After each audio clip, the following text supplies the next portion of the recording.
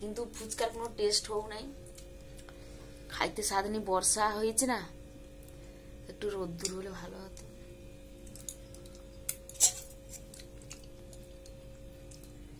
আপনিও ঘরে বানান, খান, কিরকম স্বাদ আমি তো দেখিয়েছি আপনাকে।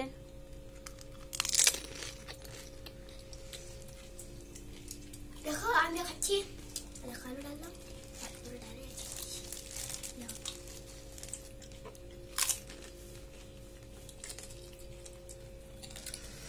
মোর দিও বে,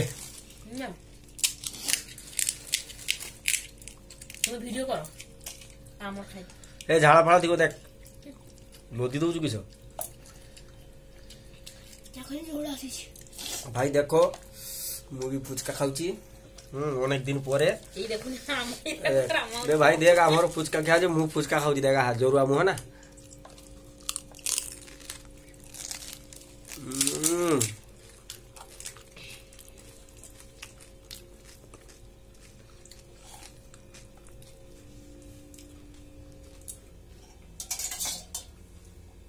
ফুচকা খেতে এখন ব্যস্ত আছে, এই জন্য কথা বলতে পারছি না। আমি ফুচকাটা খেয়ে নি, তারপর কথা বলবো।